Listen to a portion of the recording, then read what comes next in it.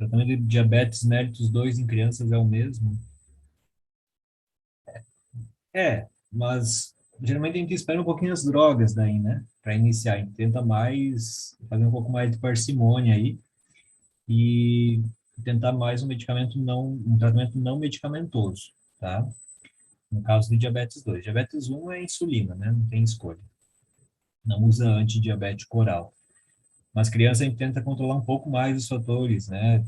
Melhorar a perda de peso, tenta acompanhar com nutrientes por mais tempo, para não iniciar as drogas. Senão, geralmente criança que tem diabetes 2 é porque tem síndrome metabólica, né? Então, acantose nigricans, vai ter obesidade central, centrípeta, né?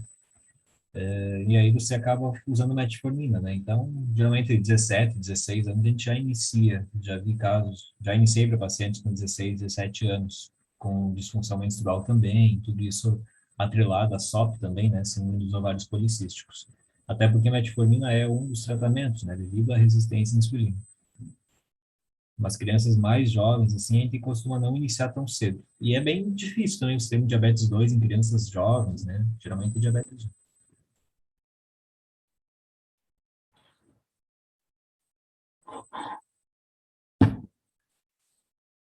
O que que tu ficou em dúvida, Mirelle? Do MAPA e MRPA para considerar paciente hipertenso, no caso, né? Acho que me confundi nos valores. Assim, o que que muda? O MRPA, ele é menos fidedigno porque você não acorda o paciente à noite para aferir a PA, tá? Então, você vai aferir a PA na vigília, né? Com o paciente acordado. O mapa é o holter, né? De 24 horas. Então, você vai ter um manguito ali no braço do paciente, aqui, né? No braço do paciente. E ele vai ficar a cada 20 minutos, meia hora, dependendo do aparelho, aferindo o normal. Então, você vai tomar banho, vai estar aquilo lá, você vai jantar, tem aquilo lá, você está no trabalho, tem aquilo lá, dormindo, inclusive, né? Então, o que que você tem geralmente? Como eu sempre falo, não precisa decorar valores, tá? O objetivo não é a gente decorar, memorizar, obviamente. A gente tem que saber que uma PA de 160 é alterável, né? Tem que tratar.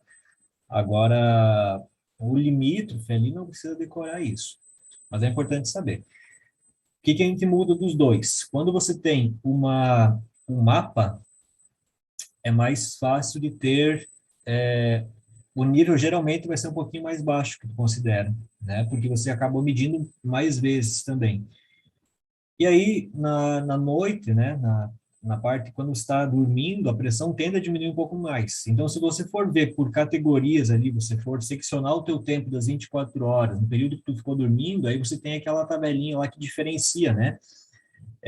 5 milímetros de mercúrio, se não me engano, na diastólica e 10 na sistólica, é um pouco mais baixo quando o paciente está dormindo, porque você acaba usando muito menos, né? Você acaba utilizando menos metabolismo basal, você fica hipotenso ao dormir. Então, geralmente isso. Mas na prática, no dia a dia, se você for solicitar um holter, se você for solicitar um mapa, né, que é a medida ambulatorial, com o aparelho, com o manguito no braço, tudo, já vai vir descrito o laudo, né? Pressão média tal, e aí com esse valor, é o único valor. Aí você vai você vai pensar nos valores da diretriz, né? Se a pressão está ótima, se está boa, se está pré-hipertenso, se está hipertenso, está junto, 2 ou 3. Tá? Mas o que mais a gente vai fazer isso, você vai pedir em poucos casos, né? Exceto mais em consultório particular, convênios, a facilidade é um pouco maior. Agora, na realidade de UBS, tu vai pedir sempre MRPA. E aí, quando tu faz MRPA, tu vai pegar lá, às vezes até no olhômetro a gente vai ver, né? E vai ver que está alterado, vai fazer uma média daqueles valores e vai considerar isso. Beleza?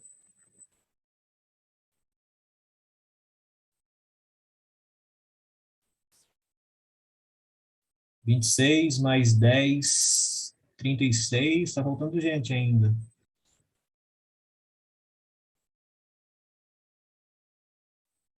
Eu tenho uma dúvida. Em caso paciente com hipotireoidismo e diabetes, como eu faço tratamento sabendo que a levotiroxina pode causar hiperglicemia?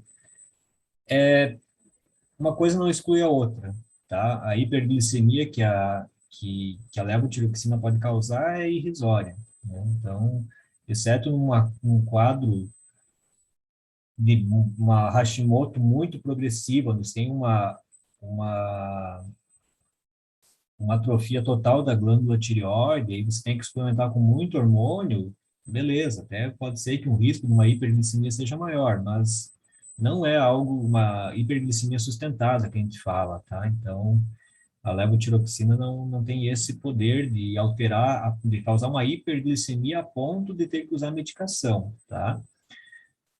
Agora, como a gente falou na aula, nenhum dos, quando a gente dosa hormônios, na aula de diabetes a gente falou isso, a gente nunca dosa um hormônio sozinho, tá? Um hormônio sempre complementa o outro. E assim são as doenças endócrinas também. Então, você vai ver, eu comentei da SOP antes ali, síndrome dos ovários policísticos, né? Uma doença hormonal, uma doença de origem orgânica, metabólica, né? Muito relacionada com síndrome metabólica, né? Uma outra doença endócrina. Muito relacionadas as duas com hipertensão, né? Hipertensão a gente pode estudar na síndrome metabólica ou na cardiologia. Muito relacionada com dislipidemia, alteração orgânica metabólica também, né? Então, nenhuma tá isolada, né? Você não tem, é isso, não é excludente do outro. Não, geralmente você vai ter coisas juntas. O que que acontece, então? Em alguns casos, você vai ter um paciente que é diabético e é hipotireoideu, né? Porque tem um hipotireoidismo descontrolado, descompensado, né? Que vai causar acúmulo de gordura, falta de vontade, mais sonolência, come mais, polidefecação, tudo isso, acaba acumulando mais gordura também e acaba piorando o status da síndrome metabólica. Então, você pode ter os dois sobrepostos. Nesse caso, você vai tratar, né? Se você vai diagnosticar um diabetes e um hipotireoidismo no mesmo paciente, vai tratar. Vai iniciar com uma metformina ali e vai repor hormônio no hipotireoidismo, né? Se você palpou tireoide do paciente, percebeu que tem nódulo, tem que fazer ultrassom, né? Mas, se não, isso é uma outra coisa importante, né? Você nunca faz ultrassom à la vontade, assim, né? Ah, bonitinha, dona Maria, vamos fazer um ultrassom do tipo. Não tem porquê, você palpou, não achou nada, não tem por que fazer ultrassom, tá? Mas se teve alguma alteração, aí tu parte para exame mais fidedigno, para ver se tem alguma relação que possa estar causando isso. Uma síndrome paraneoplásica, mas é muito raro isso, tá? Geralmente a gente vai pensar em síndromes paraneoplásicas de tumor de pulmão, né? De sítio de pulmão, né? Beleza?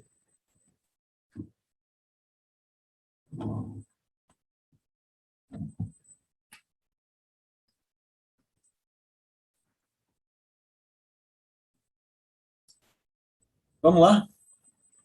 Natália, distribuiu o segundo link já? Na hora que cair, a gente já abre a outra sala daí, tá? Beleza. Vamos lá. Eu fiz em casa hoje para ficar um pouco mais tranquilo e no final das contas só deu Natália, trocou de nome. Nossa, eu sempre escrevo teu nome sem H, Natália. Vou salvar lá no WhatsApp com H. Quando a gente faz. Ah, é sim, mas você não sabe nem escrever teu nome, Natália? Poxa, brincadeira. Eu resolvi fazer em casa hoje e aí já deu essa confusão aí com o link. Oi? É que tá todo mundo junto aqui em Curitiba, professor. Beleza, vocês estão em 10 aí, né? 37. Faltam algumas pessoas que não vêm na aula, né? Descobri que não vem na aula. Depois reclamo que vão aula na prova. Vamos lá. Pessoal, então, como eu estou em casa, estava falando que estou em casa, eu vou fechar o vídeo aqui para não comprometer muito a internet, apesar de estar com o cabo aqui, mas ainda às vezes cai. Então, eu vou passar para vocês aqui compartilhar a tela da aula, a gente já vai meter ficha.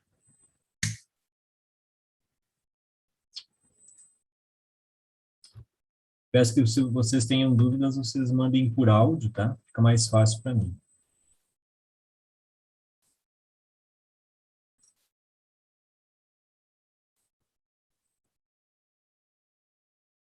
Estão vendo aí?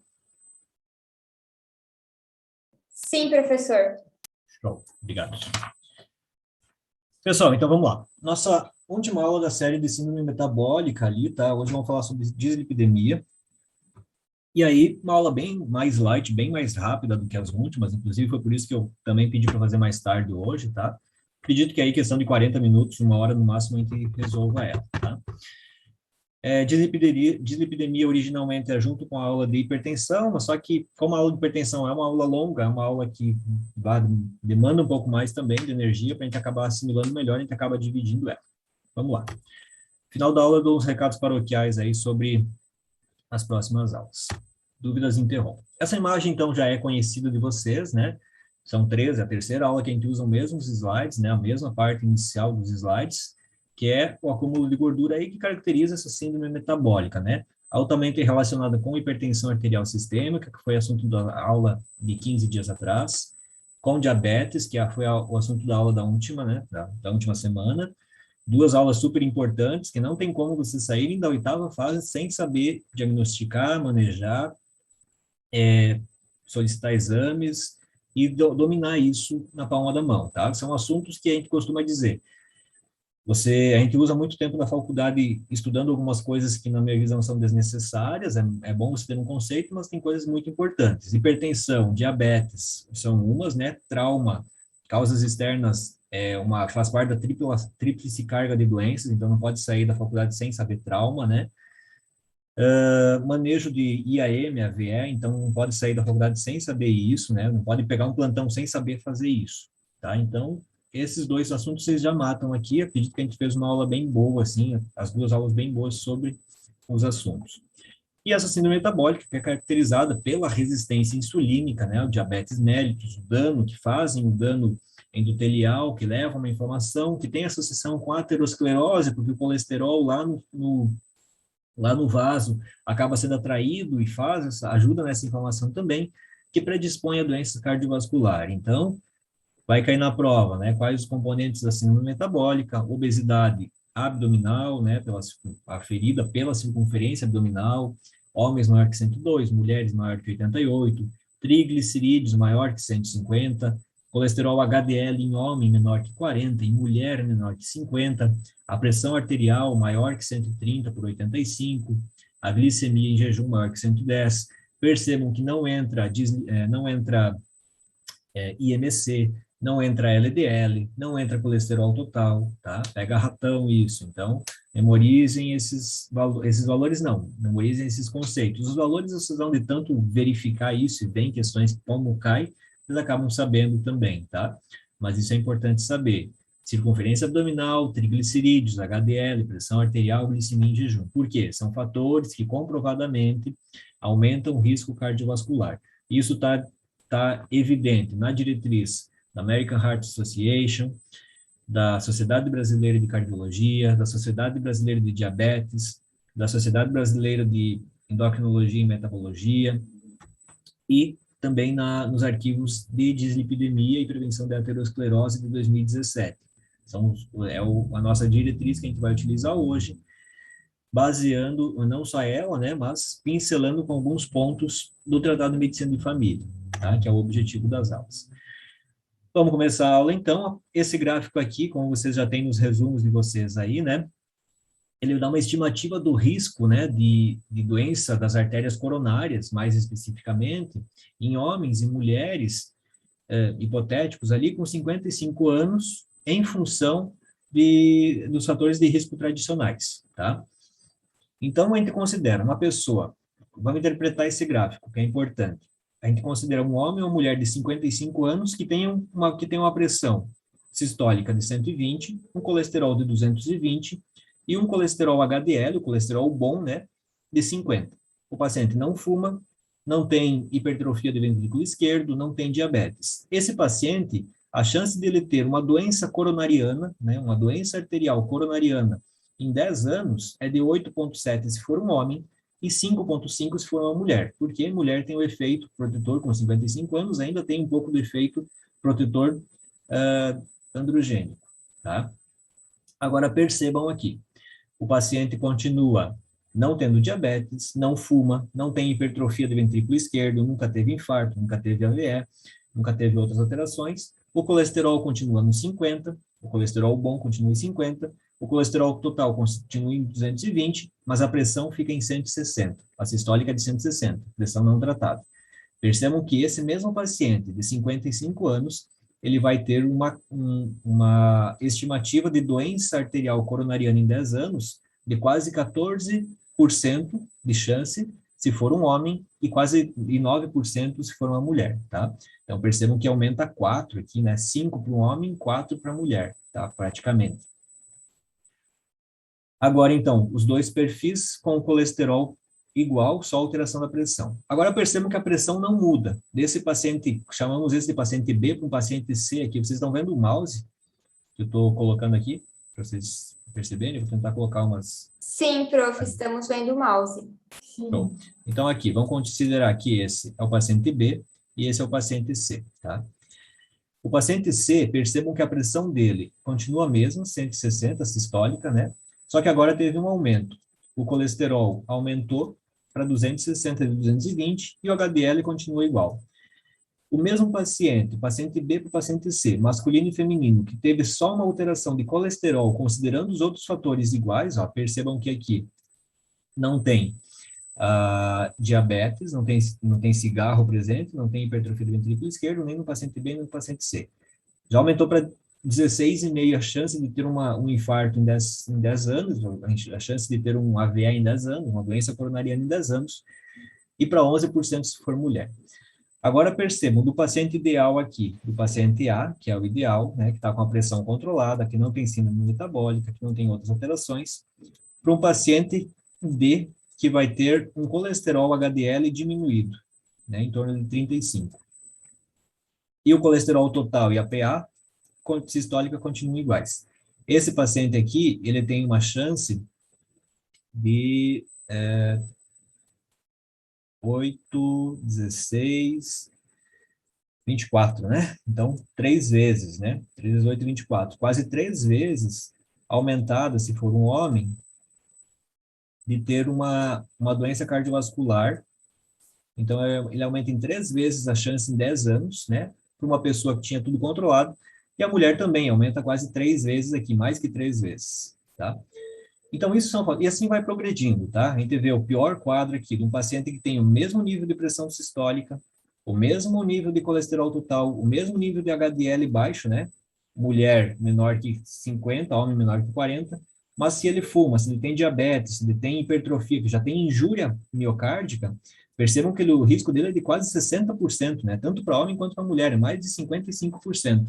Então, 6848, 6756, 8864, 7856. Então, são 7 vezes aqui o risco de ter uma doença cardiovascular, né, uma doença arterial coronariana, né, em 10 anos, certo? Então, esse gráfico, o objetivo dele é para vocês entenderem a importância disso. E o número é muito bom para a gente compreender isso, porque a gente acaba traduzindo, né, algo empírico ali, algo não muito palpável para algo mais palpável. Tá? Então, essa é a importância, para vocês verem a importância da aula, e da mesma coisa, né? É algo que não demanda muito dinheiro, muito recurso, muito tempo para você orientar teu paciente, controlar a pressão do paciente, solicitar um exame de colesterol total e do HDL, né? LDL, você nem precisa gastar dinheiro, você calcula, né, pela fórmula. Orientar o paciente a parar de fumar, orientar o paciente a praticar atividade física para não ter hipertrofia do ventrículo esquerdo, não ter injúria miocárdica, controlar o diabetes dele, evitar que progrida, que tenha diabetes. Então, são atitudes que dependem o quê? De boa vontade médica, de orientação principalmente, tá? E isso a gente faz com a medicina preventiva, que não vai estar exclusiva no posto. Isso a gente vai ter repercussão no PA, vai ter repercussão no consultório e outras coisas, certo? Para a gente entender um pouco de dislipidemia, é importante a gente saber a fisiopatologia, tá? Qual que é a fisiopatologia? Metabolismo lipídico, existem 4 tipos, basicamente, né? Os fosfolipídios, o colesterol, o triglicerídeo e os ácidos graxos. Então, o fosfolipídio, ele é muito importante para a membrana celular, né? A membrana, uma bicamada de fosfolipídios, lá da aula de biofísica, né, que vocês tiveram, né, uma bicamada de fosfolipídio, uma parte hidrofílica, uma parte central hidrofóbica, né, aqui em vermelho, e a parte hidrofílica também, para o externo e para o interno celular, extracelular e para intracelular, né. Aqui, nelas, para você fazer a passagem de substâncias, eu vou colocar em roxo aqui, você tem as proteínas de membrana, né, os transportadores de membrana, que estão aqui, para você fazer a passagem de membranas de partículas hidrofílicas, né, porque elas vão ser repelidas pelo centro aqui da bicamada, então, existem essas moléculas e toda essa parte que a gente vê lá na biofísica, lá na fisiologia inicial, na biologia celular e molecular, que não é o foco da aula, só para vocês saberem que existe. Então, os fosfolipídios, que é uma forma de lipídio que é importante para a membrana, o colesterol, que é outra forma de gordura que forma os hormônios esteroides, os ácidos biliares, vitamina D, importante para isso, os triglicerídeos, né? Triglicerídeos, que são 3 moléculas de ácido graxo com a molécula de glicerol, que fazem basicamente a reserva, né? No tecido adiposo, no tecido muscular, então, glicerina, grupo de éster aqui, né, em amarelinho, e aí você tem 3 moléculas, então você tem um triglicerídeo, tá? E os ácidos graxos, que são os saturados e os insaturados, né? Os saturados, quando você não tem uma ligação dupla, né? Não tem duplas ligação entre os átomos de carbono, o saturado quando você só tem ligações simples, né? E o insaturado quando você tem ligações duplas, né? Quando você tem uma ligação dupla, ele fica mais fácil de perder esse carbono, então ele fica mais fácil de ser metabolizado, fica mais fácil, fica mais difícil de ser armazenado. Então você acaba diminuindo essa concentração de ácido graxo, que é basicamente de reserva também. Feito? Então aqui, só para evidenciar, tudo é colesterol, tudo é gordura, tá? Colesterol, um diagrama simplificado aqui, a molécula de colesterol, a molécula de glicerol, de ácido graxo saturado aqui, de insaturado aqui, porque tem uma ligação dupla, a molécula de triglicerídeo, né, que tem 3 moléculas, tem uma molécula de glicerol, né, com 3 ácidos graxos, então se forma saturado quando ele não tem outra ligação, monoinsaturado, quando você tem uma dupla ligação, poliinsaturado, quando tu tem mais do que uma dupla ligação. Um exemplo aqui de poliinsaturado, um ácido graxo poliinsaturado, é o ômega 3, o ômega 6, né? Que o nome varia de acordo com de qual o local da dupla ligação, né? E um diagrama aqui do ácido graxo, ó. Diagrama simplificado do colesterol, etc. Tá?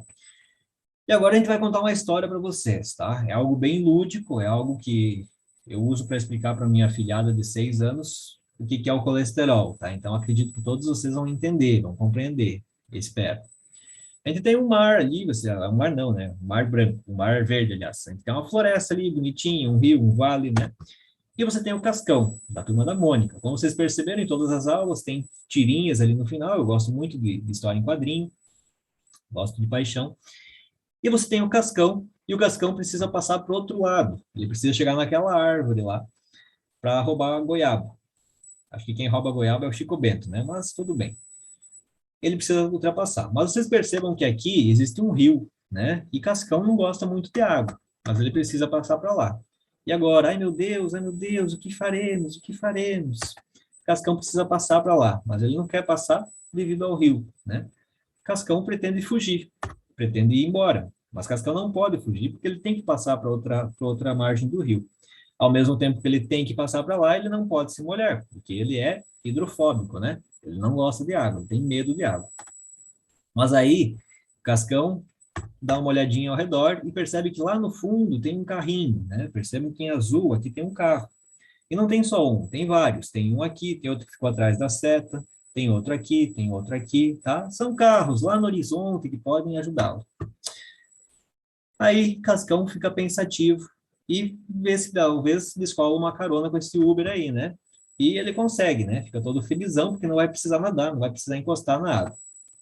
Aí Cascão pega esse carrinho que estava azul aqui no fundo antes, onde está o pontinho vermelho, e vem para cá agora, né? Então o carro sai de lá, vem aqui, bip, bip, bip, Fusca azul, dá um tapa no joelho de quem está do lado, né? E aí você tem Cascão pegando uma carona com esse carro e vai ultrapassar, vai passar a barreira ali para outra margem do rio, tá? Cascão, nesse caso, nessa historinha, é o lipídio, tá? É a gordura, é o lipídio. E esse Fusca, ele faz parte da frota da empresa chamada Lipoproteína Transportes S.A., certo? Percebam que a Lipoproteína Transportes SA não é só azul, não tem só Fusca azul, tem uma frota de Fusca branco, tem uma frota de Fusca preto, né? Tem uma frota de Fusca amarelo também, né? Então, existem 4 cores de Fusca na Lipoproteína Transportes SA. Existem 4, né? Como se fosse um Uber Black, um Uber Pool, um Uber mais vagabundinho e o Uber amarelinho na Ilha do Brasil, feito? Então, a Lipoproteína Transportes SA, existem 4 veículos, como eu falei na frota dela, 4 tipos de veículos. Existem milhares, milhões de veículos, né? E existem 4 tipos. Todos eles são pintados ou em azul, ou em preto, ou branco, ou amarelo, tá? Então, a gente vai usar a lipoproteína, que é essa que faz esse transporte, a gente divide em 4 classes. E essas 4 classes são divididas em 2 grupos. O dono da lipoproteína é gremista, por isso que ele pintou um carro de preto, um carro de azul e o outro amarelo e branco, tá? O preto e o azul a gente classifica, a gente divide em um grupo de triglicerídeo, tá? Que são ricas em triglicerídeos, certo? O grupo de baixo, dos carros branco e cor pastel e amarelo, são moléculas ricas em colesterol, então são transportes ricas em colesterol. A reunião será finalizada em 10 minutos, né? Mas em 5 minutos a gente já termina essa parte e a gente abre outra sala aí para finalizar, feito? Então, existem carros pretos e azuis que são carros ricos em triglicerídeo, né? E existem carros brancos e amarelos que são moléculas ricas em colesterol. O triglicerídeo, ele transporta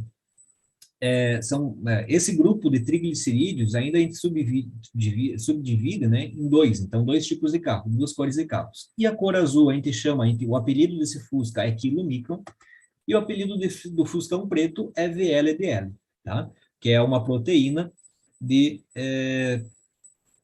uma proteína de densidade muito baixa, tá? Se a gente for ver assim. O que é essa densidade que a gente está falando? É o peso, tá? Então, o Fuscão preto e o Fuscão azul, eles têm um peso diferentes. Também são diferentes do Fuscão branco e do Fuscão amarelo. E de acordo com a constituição do que leva a esse peso, ou é triglicerídeo, ou é um acúmulo de colesterol que vai formar esse peso. Então, o que é triglicerídeo forma o peso da quilomicron, o que é triglicerídeo também forma o peso do VLDL, o que é colesterol forma o peso do LDL, que é uma proteína de baixa densidade, e o que é colesterol de um peso mais alto, né, uma densidade mais alta, forma o HDL, tá? Então, existem 4 grandes classes, as ricas em triglicerídeos, né, que são as quilomicrons e o VLDL, e as proteínas de muita baixa densidade, né, e as ricas em colesterol aqui, que é o LDL, que são as de baixa densidade, e HDL, que são as de alta densidade, né, de High Density Lipoprotein, certo? Existem outras, tá? Existem IDL, existem lipoproteína A, existem outras coisas que a gente não vem ao caso, tá? O importante é entender essa parte, tá? Por que a gente fala isso? Qual que é a ideia de a gente chamar o cascão aqui de lipídio, né? Tá com o chapéuzinho aqui do lipídio, e os transportadores aqui como o Fusquinha como os transportadores de lipoproteína, tá? E aí você dá um nome para cada um. Porque vocês percebam aqui nos slides anteriores que existem basicamente 4 tipos de gordura, né? Tudo isso é gordura, tá? Só que se a gente for dosar a gordura do colesterol, ela está presente nos hormônios, ela está presente nos ácidos biliares, na vitamina D. Fosfolipídio está presente na membrana celular, então sabe quantas células a gente tem, está recuperando células a todo momento. Ácido graxo ali está saturado, insaturado, triglicerídeo está fazendo na reserva, então a gente também como é que a gente vai dosar a reserva, fazer por adipômetro, etc. Então é difícil a gente quantificar as moléculas em si, a gordura em si é difícil de ser quantificada, tá? De transformar em algo palpável. Então, é como se fosse o ferro, tá? Como se fosse uma anemia. A gente vai usar um transportador, como, por exemplo, a transferrina lá para anemia, para saber se está transportando muito, transportando pouco. À medida que você tem mais gordura para ser transformada, E você, mais gordura de um tipo ou de outro, você vai ter mais transportador para essa gordura, tá? Então, a princípio, a partir do momento que tu tenha mais gordura para reserva, você vai ter mais moléculas de triglicerídeos sendo formadas, que são os transportadores para fazer essa reserva adiposa e muscular. A partir do momento que você tenha uma maior demanda de hormônio esteroide, ácido biliar, vitamina D, você vai ter mais colesterol sendo formado, né? Porque são membranas para o transporte. E aí você vai ter transporte de colesterol bom e ruim, tá?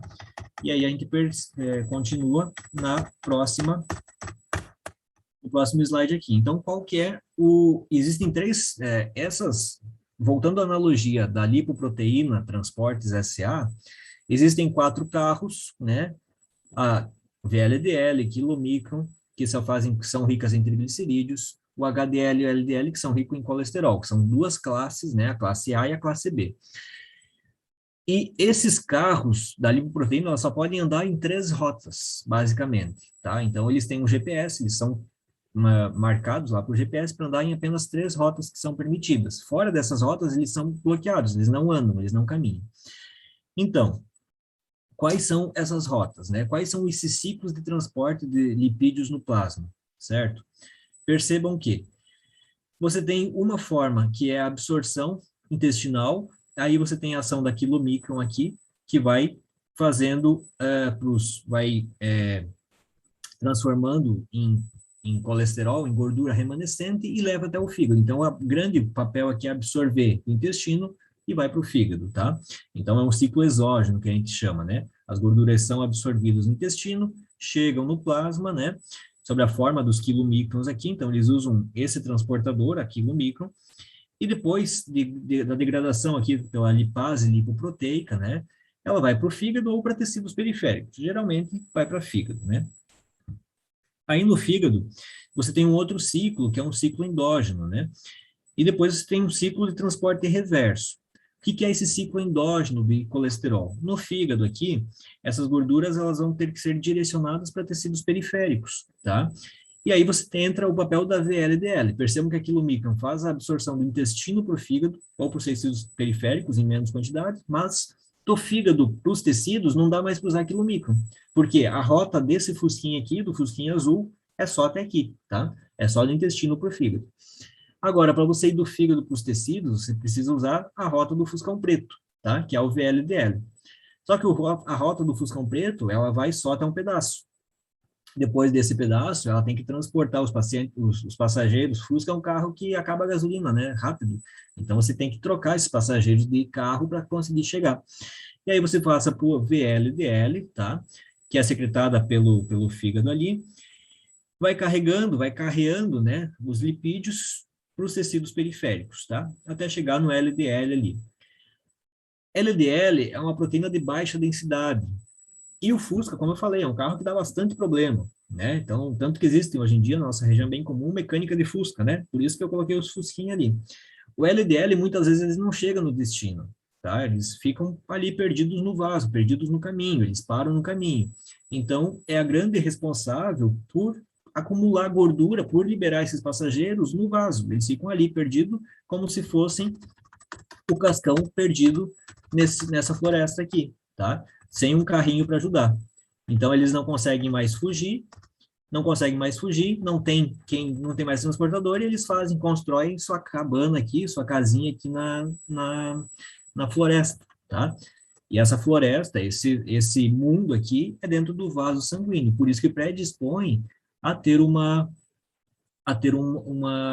trombose ali, uma injúria vascular e obstrução vascular também, tá? Então, o principal é o LDL, o fusca amarelo ali, tá? Que é a proteína mais pesada, tá?